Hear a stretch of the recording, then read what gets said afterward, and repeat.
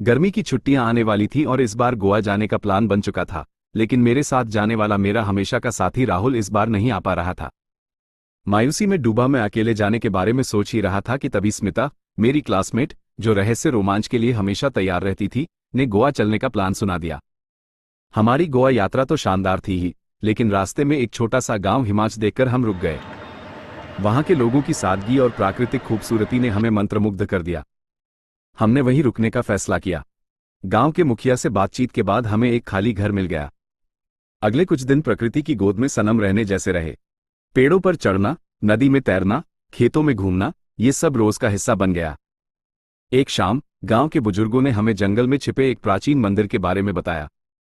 रहस्य और रोमांच की खुशी से हम उछल पड़े। दूसरे दिन सुबह ही हम जंगल की ओर निकल पड़े।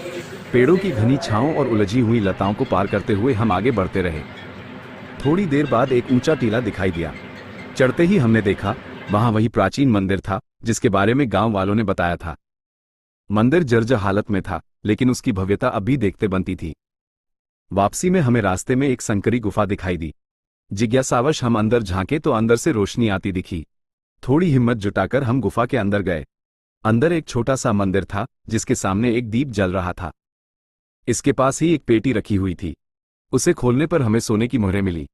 हमारी ईमानदारी की परीक्षा उस वक्त हुई। इतना खजाना देखकर लालच आना स्वाभाविक था, लेकिन हमने फैसला किया कि गांव वालों को बताएंगे। गांव वालों की खुशी का ठिकाना न रहा। उन्होंने उन मोहरों को गांव के विकास में लगाने का फैसला किया। इस घटना के बाद गांव वाले हमें अपना हीरो मानने लगे। गोवा जाने का प्लान भले ही बदल गया, लेकिन हिमाचल में मिला रोमांच और अनुभव जिंदगी भर याद रहने वाला बन गया। मुझे उम्मीद है कि आपको ये कहानी दिलचस्प और रोमांचक लगी होगी। अब आप मुझे बताइए कि आपको ये कहानी कैसी लगी। धन्यवाद। अगर आपको ऐसी ही ज्ञान से भरी कहानियां सुनना पसंद है, तो मेरे चैनल को सब्सक्राइब करना न भूलें।